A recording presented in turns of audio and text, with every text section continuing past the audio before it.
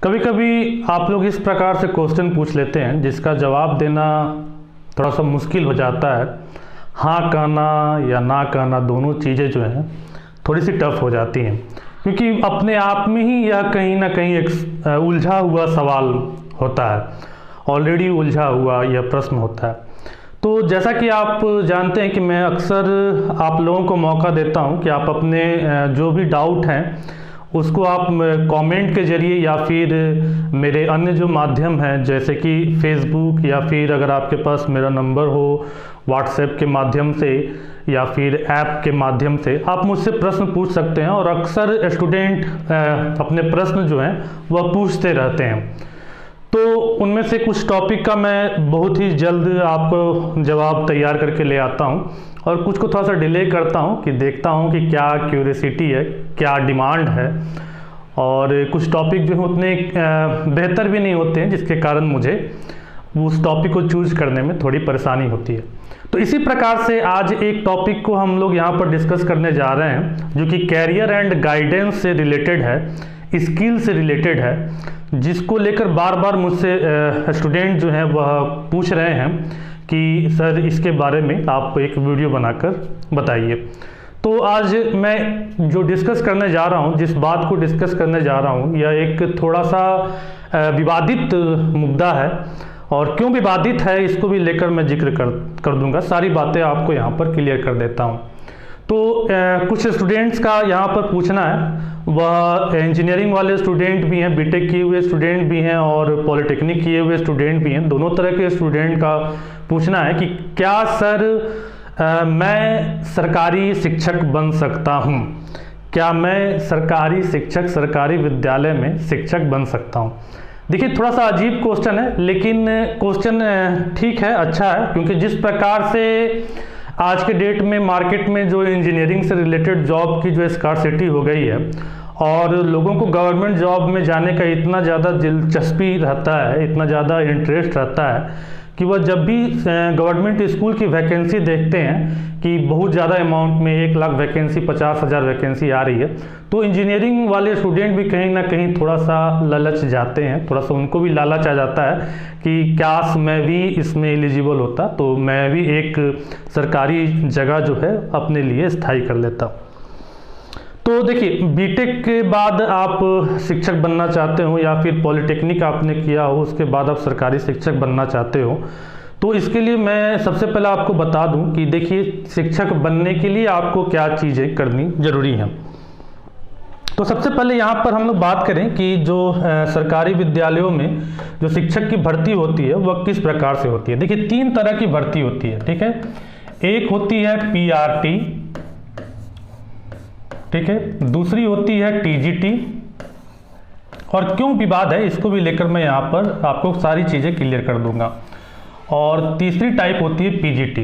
ये पीआरटी जो होती है इसको हम लोग प्राइमरी टीचर कहते हैं, और ये कक्षा 1 से लेकर कक्षा 5 तक के लिए होती है, ठीक है। तो वहीं पर टीजीटी की बात करें तो टीजीटी जो है वह कक्षा 6 से लेकर कक्षा 8 तक के लिए होती है। और वहीं पर टीजीटी का मतलब हुआ ट्रेंड ग्रेजुएट टीचर, और पीजीटी का मतलब हो गया पोस्ट ग्रेजुएट टीचर, और पीआरटी का मतलब हो गया प्राइमरी टीचर। तो पीजीटी के जो शिक्षक होते हैं वह 9 से लेकर 12 कक्षा तक की क्लास लेते हैं। तो देखिए आप कोई भी एजुकेशन लिए हो, इसकी एलिजिबिलिटी क्राइटेरिया को हम लोग समझते हैं, उसके बाद हम लोग यहाँ पर देखते हैं कि आखिर विवाद क्या है। तो सबसे पहले पीआरटी के एलिजिबिलिटी क्राइटेरिया को समझते हैं। तो पीआरटी के लिए जो एलिजिबिलिटी क्राइटेरिया है वह यह है कि आपको 12th पास होना चाहिए और ग्रेजुएट भी आपको होना चाहिए, ठीक है, बैचलर भी आपको होना चाहिए। बेसिकली यह 12th लेवल का ही है, तो यहाँ पर 12th को ज़्यादा तवज्जो दिया गया है। और साथ में आपके पास बीएड या फिर डीएलएड, ठीक है, जिसको कहीं कहीं पर बीटीसी भी बोलते हैं, ठीक है, इस प्रकार का, मतलब कि आपको एजुकेशन से रिलेटेड सर्टिफिकेट या फिर एक स्किल जो है, कोर्स जो है वह आपने किए होने चाहिए, तभी जाकर आप यह पीआरटी के लिए पात्र हो सकते हैं, ठीक है। वहीं पर टीजीटी को लेकर बात किया जाए तो टीजीटी को लेकर जो यहाँ पर है, यहाँ पर जो बेसिकली दिया गया है वह ग्रेजुएट होना अनिवार्य है, ठीक है, ग्रेजुएट होना अनिवार्य है और साथ में बीएड होना अनिवार्य है, ठीक है। वहीं पर पीजीटी को लेकर बात किया जाए तो यहाँ पर पोस्ट ग्रेजुएट होना अनिवार्य है और साथ में बीएड होना अनिवार्य है, ठीक है। तो ये एलिजिबिलिटी क्राइटेरिया है। अब देखिए यहाँ पर इंजीनियरिंग और पॉलिटेक्निक वाले स्टूडेंट्स के लिए क्या चीज़ें हैं कि जैसे ही आप यहाँ पर देखते हैं 12th, ठीक है, तो 12 देखते हैं तो आपके दिमाग में आता है कि हम भी डिप्लोमा किए हैं और डिप्लोमा किए हैं जो कि इक्विवेलेंट है 12th के, तो हम भी अगर डीएलएड कर लें, बीटीसी कर लें या फिर बीएड कर लें तो क्या हम पीआरटी के लिए एलिजिबल हो सकते हैं कि नहीं हो सकते हैं, ठीक है। एक प्रश्न यहाँ पर आता है। दूसरा प्रश्न आता है टीजीटी के लिए। टीजीटी के लिए प्रश्न आता है कि चूंकि यहाँ पर लिखा हुआ है ग्रेजुएट, तो ग्रेजुएट लिखा हुआ है तो हमने किया है बीटेक, ठीक है, और बीटेक किया है तो BTech is equivalent to the graduate. तो बीटेक के बाद अगर बीएड कर लें तो क्या टीजीटी के लिए एलिजिबल हो सकते हैं कि नहीं हो सकते हैं। वहीं पर यहाँ पर देख लें पीजी, तो पीजी के लिए यहाँ पर अगर मान लीजिए कोई कैंडिडेट है उसने एमटेक किया है, तो एमटेक क्या है, एक अपने आप में एक पीजी कोर्स है। तो पीजी कोर्स है तो PG MTech is equivalent to the PG course. तो यहाँ पर अगर कोई कैंडिडेट बीएड कर लेता है तो वह क्या पीजीटी के लिए एलिजिबल है कि नहीं, ठीक है। तो देखिए यहाँ पर थोड़ी सी एक कंट्रोवर्सी है। यहाँ पर कंट्रोवर्सी यह है, सबसे पहले आप समझिए कि यहाँ पर जो टीचर जो स्कूल की जो यहाँ बहाली होती है वह बेसिकली 3-4 तरीके से काफ़ी फेमस है। एक स्टेट लेवल पर है, ठीक है, जितने भी आपके राज्य सरकार में स्कूल हैं उन स्तर पर एक काफ़ी ज़्यादा फेमस है। उसके बाद है केवीएस केंद्रीय विद्यालय, ठीक है, केंद्रीय विद्यालय स्कूल। उसके बाद है एनवीएस नवोदय विद्यालय स्कूल। कुछ इस प्रकार से हैं, ठीक है। हम लोग यहाँ पर गवर्नमेंट स्कूल की केवल बात कर रहे हैं, किसी भी प्राइवेट स्कूल की बात नहीं कर रहे हैं, क्योंकि प्राइवेट स्कूल में तो एलिजिबिलिटी क्राइटेरिया रहता है, लेकिन उसके बावजूद भी वो लोग किसी भी प्रकार के शिक्षक को रख लेते हैं, वो लोग छुपा लेते हैं, किसी और के नाम पर किसी को पढ़ा रहे हैं, क्योंकि वहाँ पैसे को लेकर होती है। तो वहाँ हम लोग इसकी चर्चा हम लोग कर ही नहीं रहे हैं। तो देखिए स्टेट लेवल, अब बात हम करते हैं कि अगर मान लीजिए स्टेट राज्य स्तर पर अगर किसी शिक्षक की बहाली निकलती है तो उस जगह पर कंप्लीटली जो पावर होता है वह उस राज्य का पावर होता है कि वह किसको एलिजिबल करेगा और किसको एलिजिबल नहीं करेगा। तो राज्य के लिए अगर मैं बात कर लूं तो कुछ राज्य जो हैं वह एलिजिबल मानते हैं बीटेक वाले लोगों को या फिर पॉलिटेक्निक वाले लोगों को, आपको किसी भी तरह के एग्जाम या किसी भी तरह की पात्रता के बराबर वह एलिजिबल मानते हैं। लेकिन सभी राज्य इस बात को एलिजिबल नहीं मानते हैं। साथ में केवीएस को लेकर देख लें तो केवीएस केंद्रीय विद्यालय स्कूल जो है वह इंजीनियरिंग को बाकी ग्रेजुएट के बराबर में नहीं मानता है। और एनवीएस ये भी थोड़ा सा विवादित है क्योंकि इसमें राज्य और केंद्र का दोनों का पावर आता है। तो केवीएस को ही हम लोग लेकर बात कर लें जो कि सेंट्रल गवर्नमेंट का बॉडी है, तो यह बीटेक या फिर डिप्लोमा किए हुए स्टूडेंट को अगर वह इसके बाद बीएड या फिर डीएलएड भी कर लेते हैं तो भी यह इनको इसके लिए पात्र नहीं मानता है। लेकिन राज्य के कुछ राज्य जो हैं, जिस राज्य के देखिए एक्चुअली प्रॉब्लम क्या है, प्रॉब्लम है लोगों के अंडरस्टैंडिंग में प्रॉब्लम है, ठीक है। अंडरस्टैंडिंग में प्रॉब्लम ये है कि कुछ राज्य का मानना है, कुछ सरकार का मानना है कि बीटेक जो है वह एक ग्रेजुएट की पढ़ाई नहीं है, वह एक अलग पढ़ाई है। कुछ राज्य का मानना है कि बीटेक जो है वह मैथ और फिजिक्स के बराबर की पढ़ाई है। तो देखिए बिल्कुल जायज़ बात है, आप बीटेक कर रहे हैं तो बीटेक में क्या आप पढ़ते हैं। देखिए मैं कोर को लेकर पहले चर्चा कर लेता हूं, ठीक है। अगर इलेक्ट्रिकल की बात करूं, मैकेनिकल की बात करूं, सिविल की बात करूं, तो आप अपने पूरे वर्ष में इलेक्ट्रिकल, मैकेनिकल और सिविल में आप क्या पढ़ाई करते हैं, आप यही पढ़ाई करते हैं। मैथ और फिजिक्स आपका मेन बुनियाद होता है और साथ में केमिस्ट्री भी सिविल वाले लोग तो पढ़ते ही हैं, या फिर इलेक्ट्रिकल वाले लोगों को भी केमिस्ट्री का कुछ भाग जो है वो अच्छा खासा देखने के लिए मिलता है। तो मैथ तो पूरा बुनियाद है, तो मैथ आपने बिना मैथ के तो इंजीनियरिंग होती ही नहीं है। तो इस बात को जिस राज्य के मुखिया समझते हैं उस राज्य ने इनको एलिजिबल घोषित कर दिया है। जैसे कि जिस राज्य के आप देखेंगे मुख्यमंत्री जो है वह इंजीनियर हैं, जैसे कि मैं बता दूं बिहार राज्य के मुख्यमंत्री जो हैं वह इंजीनियर हैं तो वह इस बात को समझते हैं। बल्कि बिहार के सदन में, बिहार का जो मीटिंग सदन में एक बार इसको लेकर चर्चा भी हुआ था, तो वहाँ पर इसका पुरजोर विरोध भी किया गया था। पुरजोर विरोध किया गया था कि उनका कहना था कि जो बीटेक वाले लोग होते हैं वो पूरे 4 साल मैथ नहीं पढ़ते हैं, वो कुछ साल ही मैथ पढ़ते हैं, कुछ सेमेस्टर ही मैथ पढ़ते हैं और एक पेपर मैथ पढ़ते हैं, तो वह कैसे मैथ के बराबर एलिजिबल हो सकते हैं। वहीं पर उनका कहना था कि वो लोग फिजिक्स भी ढंग से नहीं पढ़ते हैं, फिजिक्स ना पढ़कर वो लोग कुछ और चीज़ें पढ़ते हैं, तो वो लोग फिजिक्स के बराबर भी कैसे हो सकते हैं। लेकिन चूंकि बिहार के जो मुखिया थे, जो कि मुखिया हैं अभी माननीय नीतीश कुमार जी अगर मैं बोलूं, तो वह इस बात को गहराई में जाकर जानते हैं कि इंजीनियरिंग की पढ़ाई जो है वह बिना फिजिक्स, मैथ और केमिस्ट्री की होती ही नहीं है। तो उन्होंने बिहार राज्य के अंतर में बात करूं तो उन्होंने इसको एलिजिबल कर दिया है। यहाँ बिहार राज्य में ये बिल्कुल एलिजिबल है, कहीं से कोई दिक्कत की बात नहीं है। लेकिन केंद्रीय विद्यालय या फिर और भी जो राज्य सरकार हैं, वह राज्य सरकार जो अपने अपने इस तरह के बातों के अनुसार एलिजिबिलिटी क्राइटेरिया और नॉन एलिजिबिलिटी क्राइटेरिया को उन्होंने फिक्स करके रखा है। तो सबसे पहले आपको चेक कर लेना चाहिए कि आप जिस राज्य में रहते हैं। देखिए, क्योंकि यहाँ पर एक चीज़ और है, आपको जब भी आप इस तरह का फॉर्म देखेंगे तो वहाँ पर नागरिकता का बहुत ज़्यादा मतलब ये रहता है, ठीक है, कि आप जिस स्टेट के रहने वाले हैं उस स्टेट का बहुत ज़्यादा सीट होता है। तो आपको अपने स्टेट से सबसे पहले यह कंफर्म कर लेना चाहिए कि आपके स्टेट में यह एलिजिबल आप हैं कि नहीं हैं। देखिए, एक और तरीका है इसको कंफर्म करने का। अगर आपके स्टेट में बीएड का एडमिशन एग्जाम के बेसिस पर होता है, गवर्नमेंट के द्वारा कंट्रोल किया गया होता है, जैसे कि बिहार स्टेट की बात करूं तो जितने भी बीएड कॉलेज हैं वह सरकार द्वारा आयोजित एग्जाम के बिना वह एडमिशन नहीं ले सकते हैं। तो अगर आप उस एग्जाम में एलिजिबल हैं, अगर आप उस एग्जाम से एलिजिबल होकर अगर आप बीएड कर पा रहे हैं, देखिए एक चीज़ और मैं बता दूं कि जिस राज्य के लिए आप नागरिक हैं और उसी राज्य को आपको टारगेट करना है, ठीक है, और उसी राज्य से आपको बीएड भी करना है, तभी आपको पूरी जो मैं नागरिकता वाली जो बात कर रहा हूँ वह आपको मिल पाएगी, ठीक है, वरना आपको उसका लाभ नहीं मिल पाएगा, आप अदर स्टेट वाले कंडीशन में चले जाएंगे। तो ये चीज़ आप इस तरीके से कंफर्म कर सकते हैं कि आप अपने राज्य में एलिजिबल हैं कि नहीं है। तो यहाँ पर थोड़ा सा विवादित हो जाता है इस बातों को लेकर।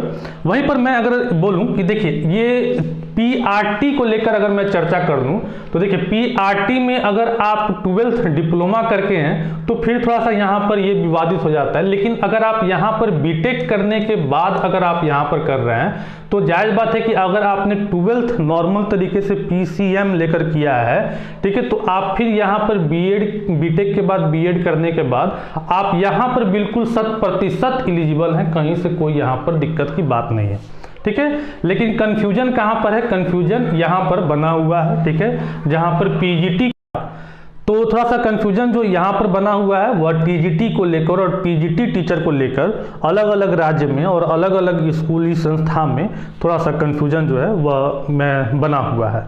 तो अगर आप डिप्लोमा के बाद या फिर अगर इंजीनियरिंग के बाद अगर आप सरकारी स्कूल के शिक्षक बनना चाहते हैं तो आपको इन सभी बिंदुओं को बिल्कुल ध्यान में रखकर ही बीएड करना चाहिए और फिर उसकी एग्ज़ाम की आपको तैयारी करनी चाहिए। देखिए, यहाँ पर गवर्नमेंट का थोड़ा सा जो मैं कहूँगा कि वह ठीक नहीं है सोचना, वह करेक्ट तरीके से वह नहीं सोच रहे हैं। उनको एक यूनिफॉर्म लॉ इसके लिए लाना चाहिए और समझना चाहिए, डेप्थ में जाकर इसकी एनालिसिस करनी चाहिए, एक गठन बनाकर इसके बारे में स्टडी करना चाहिए अगर उनको जानकारी नहीं है तो। देखिए, ये बात तो क्लियर है कि जितने भी बीटेक वाले लोग हैं वह बिना फिजिक्स, केमिस्ट्री और मैथ के वह बीटेक नहीं कर सकते हैं। और देखिए, 12th के बाद से 2 रास्ता निकल जाता है, ठीक है, या तो आप बीटेक की ओर जाएंगे अगर मैं साइंस को लेकर ही बात करूं, या फिर आप बीएससी की ओर जाएंगे, ठीक है। तो देखिए, बीएससी, देखिए मैं सच बोलूं अगर बिल्कुल किसी को यह थोड़ा सा कड़वा लग सकता है, लेकिन मैं ऐसा जानता हूं कि ये वीडियो देखने वाले अधिकतर लोग टेक्निकल बैकग्राउंड के होंगे, तो मैं सत्य अगर बोलूं तो ये बात तो 100% क्लियर है कि 12 से बीटेक की ओर कौन जाता है? वही लोग जाते हैं जिनका पीसीएम बहुत अच्छा है, ठीक है, जिनका पीसीएम बहुत अच्छा है, जिनका पीसीएम में थोड़ा ऊपर नीचे है वही लोग बीएससी की ओर जाते हैं, ठीक है, वही लोग बीएससी को जाते हैं। और ये तो कहने वाली बात हो गई। एक लिखित बात को भी मैं अगर मैं बता दूं तो देखिए, सीटेट नाम का एग्जाम, देखिए आप बीएड कर लेंगे या फिर आप डीएलएड जो भी कर लेंगे, उसके बाद आपको उस स्टेट का एस्टेट या फिर सीटेट सेंट्रल गवर्नमेंट द्वारा ऑर्गेनाइज एग्जाम को आपको देना पड़ेगा, जो कि टीचर एलिजिबिलिटी टेस्ट है। ठीक है, सेंट्रल टीचर एलिजिबिलिटी टेस्ट। तो एक यहाँ पर सर्वे, भारत का एक सर्वे हुआ था। उस सर्वे में कहा गया कि भारत में जितने भी सीटेट के एग्जाम देने वाले लोग हैं या जो भारत के जो भी टीचर बनने वाले लोग हैं, उसमें लेस देन 2%, ठीक है, less than 2% only can pass the CTET exam. ठीक है, केवल 2% से कम ही लोग सक्षम हैं जो कि सीटेट एग्जाम को पास कर सकते हैं। और इसमें एक और चौंकाने वाला चीज आया था कि इस 2% में more than 80% technical background student पास। ठीक है, इसमें चौंकाने वाली आई थी बात कि इस 2% में 80% जो टेक्निकल बैकग्राउंड वाले स्टूडेंट थे वह सीटेट में पहला अटेम्प्ट या दूसरा अटेम्प्ट में पास कर गए थे। तो देखिए, आपने यहां पर पात्रता रखा है कि हम टेट पास किए हुए लोगों को ही चुनाव करेंगे। और अगर कोई टेक्निकल बैकग्राउंड वाला लड़का, अगर इंजीनियरिंग या पॉलिटेक्निक पढ़ा लिखा हुआ लड़का, अगर वह सीटेट को वह पास कर जा रहा है, अगर आपकी इस एलिजिबिलिटी को अगर वह क्लियर कर दे रहा है, तो फिर आप उसको किस प्रकार से नकार सकते हैं?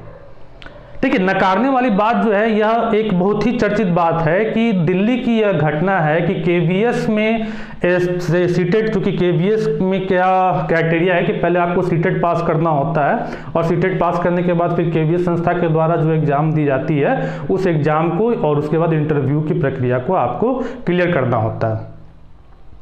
तो दिल्ली में एक कैंडिडेट, ठीक है, सीटेट एग्जाम पास किया, सीटेट एग्जाम पास करने के बाद केवीएस का जो रिटन एग्जाम था वह भी पास किया, अच्छे नंबर से पास किया, लेकिन उसको इंटरव्यू का कॉल नहीं आया। केवीएस वालों ने उसे लेटर भेजा कि आप चूंकि हमारी पात्रता को पूरा नहीं करते हैं, इसीलिए आपको हम इंटरव्यू में नहीं बुला रहे हैं। अब वह व्यक्ति इस बात को कोर्ट में लेकर गया। तो कोर्ट में लेकर गया तो जो नीचे की कोर्ट थी वो उसको तो सुनी ही नहीं, क्योंकि ये सारी बातें जो है वो हाई कोर्ट में ही होता है। फिर हाई कोर्ट में गया, दिल्ली के हाई कोर्ट में गया, माननीय हाई कोर्ट में गया। तो वहाँ पर दिल्ली के माननीय हाई कोर्ट ने भी इसको रिजेक्ट कर दिया। उसने भी कहा कि नहीं, जो केवीएस जो कह रहा है हम उसमें हस्तक्षेप नहीं कर सकते हैं और हम इस बात को नहीं मान सकते हैं कि बीटेक जो है वह मैथ ग्रेजुएशन के बराबर है। देखिए, जनरली जो बीटेक वाले लोग हैं उनको जो दिया जाता है सब्जेक्ट वह मैथ दिया जाता है। यह बिहार सरकार में इस चीज़ को सबसे पहले सुनिश्चित किया गया और बहुत ही अच्छा निर्णय कहूँगा मैं अपने माननीय मुख्यमंत्री जी का कि उन्होंने बहुत ही सही सोचकर यह चीज़ें किया। तो देखिए, अब इसमें क्या हो गया, कंट्राडिक्शन हो गया ना। आप कहीं पर इसको अलाउ कर रहे हैं, कहीं पर अलाउ नहीं कर रहे हैं। आपने रख दिया क्राइटेरिया कि हम सीटेट क्वालिफाई वाले को ही लाएंगे। अब कोई बंदा आपके हर एक एग्जाम को पास कर गया और अगला कोई बीएससी वाला, बीएससी मैथमेटिक्स वाला आपके एग्जाम को नहीं पास किया, तो भैया उसने अपना दावा पेश किया ना, अपना उसने क्वालिटी पेश किया। जब उसने अपना दक्षता पेश कर दिया तो फिर आपको इसमें क्या मतलब बनता है कि आप उसको रिजेक्ट कीजिएगा।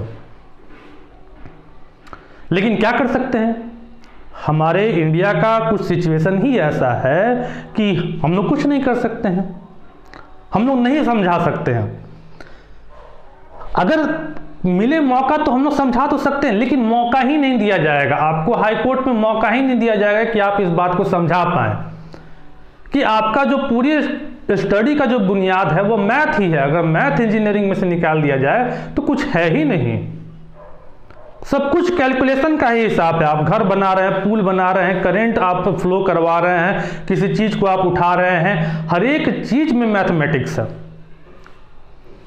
तो यहां पर बातें जो है वह हमारी सरकार के द्वारा पर क्लियर नहीं है और थोड़ा सा ये सिचुएशन जो है वह गड़बड़ हो जाता है। लेकिन एक चीज यहां पर मैं आपको बता दूं, एक यहां पर अपॉर्चुनिटी है जो मैं आपको बता दूं कि अगर एक चीज जो है कंप्यूटर टीचर की अगर मैं बात करूं, कंप्यूटर टीचर की जो मैं बात करूं, ठीक है, ये भी जो है ये कक्षा 6 से लेकर 8 तक और फिर उसी के अनुसार यहाँ पर कंप्यूटर टीचर की शिक्षक की बहाली जो है वो हर एक जगह स्टेट लेवल पर, या फिर मैं KVS की बात करूँ हर एक जगह पर मैं इन सभी के लिए आपको एलिजिबिलिटी क्राइटेरिया अगर बता दूँ तो कंप्यूटर टीचर के लिए जो एलिजिबिलिटी क्राइटेरिया है उसमें बीटेक के कौन कौन, तो IT, इंफॉर्मेशन एंड टेक्नोलॉजी और CSE वाले डायरेक्टली एलिजिबल हैं। उनको बीएड करने की कोई आवश्यकता नहीं है, वह डायरेक्टली एलिजिबल हैं। या तो वह स्टेट लेवल टीचर का एग्जाम में जा रहे हो या फिर KVS के एग्जाम में जा रहे हो, उनको यहाँ पर कोई दिक्कत नहीं है। इसके अलावा जो बाकी बीटेक वाले लोग हैं उनको क्या करना पड़ेगा, उनको 1 ईयर का, ठीक है, एटलीस्ट 1 ईयर का कोई कंप्यूटर कोर्स करना पड़ेगा मान्यता प्राप्त जगह से, ठीक है। अगर वह 1 ईयर का कोई कंप्यूटर कोर्स कर लेते हैं किसी मान्यता प्राप्त जगह से तो वह भी एलिजिबल हो जाते हैं डायरेक्टली, किसके लिए, कंप्यूटर टीचर बनने के लिए। तो कंप्यूटर टीचर बनने के लिए यहाँ पर कोई दिक्कत की बात नहीं है, ठीक है। आपको रिटन एग्जाम पास करने होंगे और आप रिटन एग्जाम पास करने के बाद अगर आप IT और CSE से पढ़े हुए हैं तो आपको और किसी सर्टिफिकेट की आवश्यकता नहीं पड़ेगी। लेकिन अगर आपने IT CSE से ना पढ़कर किसी और ब्रांच से अगर आपने पढ़ा है तो आपको 1 ईयर का कंप्यूटर कोर्स करना पड़ेगा। देखिए कभी कभी सरकार की या फिर कोर्ट की इस तरह का जो डिसीजन होता है वो अच्छा नहीं रहता है और बिल्कुल अजीब ढंग का होता है। देखिए मैं अगर बोलूं, देखिए UPSC का एग्जाम आप देखिए, तो UPSC के एग्जाम में आप लगातार देख रहे हैं कि इंजीनियर जो है वह नंबर 1 रैंक पर आ रहे हैं और भारी संख्या में वह UPSC एग्जाम को पास कर रहे हैं और पास करने के बाद वह क्या बन रहा है, DM बन रहा है, ठीक है। अब देखिए ये जो UPSC के जो इंजीनियर जो पास कर रहे हैं उसमें से अधिकतर जो इंजीनियर पास करते हैं वह इंजीनियरिंग सब्जेक्ट लेकर नहीं पास करते हैं, ठीक है, वह सिविक्स, हिस्ट्री, ये सभी सब्जेक्ट को लेकर पास करते हैं। और यहाँ पर DM का काम भी क्या है, DM का काम भी नागरिक से है, नागरिक शास्त्र से है। तो इन्होंने तो उनको, और UPSC का क्राइटेरिया अगर देखा जाए तो ग्रेजुएट है, ठीक है, तो इन्होंने तो सिविक्स या फिर हिस्ट्री सिविक्स से तो नहीं पास किया, ग्रेजुएशन नहीं किया, लेकिन फिर भी यह UPSC के लिए कैसे एलिजिबल हो जाते हैं, कैसे इस एग्जाम को क्रैक करके DM बन जा रहे हैं या फिर SP बन जा रहे हैं, बन रहे हैं ना, कहीं से कोई विवाद नहीं हो रहा है, कोई दिक्कत नहीं हो रहा। वहीं पर मैं एक और चीज देख लूं, अगर बैंकिंग की बात करूं तो बैंकिंग में भी आज के डेट में देखिएगा काफी संख्या में इंजीनियर जो हैं वहां पर जा रहे हैं और बैंक PO वगैरह, मैनेजर वगैरह बन जा रहे हैं और काफी बड़े बड़े पोस्ट पर चले जा रहे हैं। तो यहाँ पर एलिजिबिलिटी क्राइटेरिया क्या, यहाँ पर भी तो एलिजिबिलिटी क्राइटेरिया ग्रेजुएट ही है कि नहीं है, ग्रेजुएट। ऐसा तो नहीं है कि यहाँ पर जो एलिजिबिलिटी क्राइटेरिया वो बिल्कुल कॉमर्स ही कर दिया गया, इसको कर दीजिए आप कॉमर्स कर दीजिए कि भाई बैंकिंग में जो भी जाएगा केवल कॉमर्स वाला जाएगा, कॉमर्स वाले लोगों को लिए तो कम से कम अच्छा हो जाएगा। लेकिन यहाँ पर तो आपने फिक्स नहीं किया, यहाँ पर तो बीटेक वाले भर भर कर खूब अच्छे संख्या में जा रहे हैं और बैंकर बन रहे हैं, अच्छे बैंकर बन रहे हैं, PO बन रहे हैं, मैनेजर बन रहे हैं, ऊपर पोस्ट तक जा रहे हैं। UPSC के एग्जाम में भी देख लीजिए, आप यहाँ पर क्राइटेरिया फिक्स कर दीजिए यहाँ पर कि भैया जो यहाँ पर जो DM और SP बनने का या फिर BDO वगैरह बनने का, BPSC जो बनने का जो क्राइटेरिया हमारा ग्रेजुएट है वह बिल्कुल सिविक्स पढ़े हुए लोगों, पॉलिटिकल साइंस पढ़े हुए लोगों या फिर हिस्ट्री पढ़े हुए लोगों के लिए होगा, इंजीनियर बैकग्राउंड के लिए नहीं होगा। तो यहाँ पर तो कोई विवाद नहीं। यहाँ पर एक और चीज़ देखेंगे कि आप जितने भी JEE या फिर नीट से रिलेटेड जो कोचिंग वगैरह आप देखेंगे, वह चाहे कोटा हो या फिर दिल्ली हो, चाहे पटना हो, किसी भी जगह पर हो, तो वहाँ पर जो अधिकतर जो टीचर हैं, जितने भी फिजिक्स, केमिस्ट्री और मैथ पढ़ाने वाले जो टीचर हैं, वह सभी टीचर जो हैं वह कहीं ना कहीं बीटेक या BE इंजीनियरिंग बैकग्राउंड वाले टीचर हैं। और वह इतने सक्षम तरीके से वह पढ़ा रहे हैं कि जो भारत का जो सबसे टफेस्ट एग्जाम है JEE, उसको स्टूडेंट पास कर जा रहे हैं। तो यहाँ पर तो BSc किए हुए फिजिक्स या फिर BSc किए हुए केमिस्ट्री या फिर BSc किए हुए मैथ वाले लोग तो नहीं यहाँ पर सरवाइव कर पा रहा है। तो आप इस बात को देख रहे हैं कि जो एजुकेशन का क्षेत्र है उस क्षेत्र में ऑलरेडी इंजीनियर जो है वो इंटर्ड हैं, वो ऑलरेडी अपना पावर जो है, वो ताकत जो है वो यहाँ पर दिखा रहे हैं। लेकिन फिर भी पता नहीं क्यों इस तरह का जो इशू जो है वह अभी भी क्रिएट करके रखा गया। ऐसे कुल मिलाकर मैं बोलूं तो 80% आप एलिजिबल हैं, कहीं कोई दिक्कत नहीं है, किसी भी टेक्निकल वाले आप जिसके भी इक्विवेलेंट हो, अगर आप डिप्लोमा हो तो अगर आप 12th के इक्विवेलेंट हैं, ठीक है, आप आराम से PRT में भर सकते हैं। अगर आपने इसके बाद BTC या फिर DLED किया है तो, या फिर आपने फिर फर्दर ग्रेजुएशन करने के बाद BEd किया है तो कहीं कोई दिक्कत नहीं है, एकदम 80% आप एलिजिबल हैं, कहीं कोई दिक्कत नहीं है।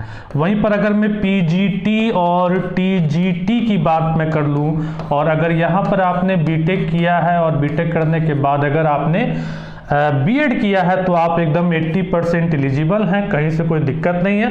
20% जो कंफ्यूजन बनाकर रखा हुआ है वह KVS के द्वारा स्पेशली बनाकर रखा गया है, और मैं आशा करता हूं कि जैसे जैसे इस क्षेत्र में इंजीनियर इंटर करते जाएंगे और अपना ताकत दिखाते जाएंगे, जल्द ये 20% भी कंफ्यूजन जो है वह बिल्कुल क्लियर। तो आई होप कि सारी बातें क्लियर हो गई होंगी। अगर आपके मन में अभी भी किसी तरह का प्रश्न या डाउट बनता है तो आप कमेंट के जरिए या फिर आप जो आपको अच्छा मेथड लगता है उसके जरिए आप मुझसे पूछ सकते हैं। और इसी प्रकार से अगर कोई और भी चीज़ों के बारे में आप जानना चाहते हैं, कैरियर गाइडेंस या फिर पढ़ाई से रिलेटेड, तो भी आप मुझे बता सकते हैं। मैं उसका जल्द से जल्द निदान करने की कोशिश करूँगा। तो इसी प्रकार के और भी सारे वीडियो मैं आपके लिए लेकर आता रहूँगा। अगर चैनल पर नए हैं तो चैनल को सब्सक्राइब कर लेंगे, क्योंकि आपको आपसे रिलेटेड कंटेंट जो है वह इस चैनल पर हमेशा मिलते रहते हैं। और अगर वीडियो पसंद आया होगा तो वीडियो को लाइक कर देंगे। फिर से मिलेंगे इसी तरह के और वीडियो के साथ, तब तक के लिए थैंक्स, बाय बाय।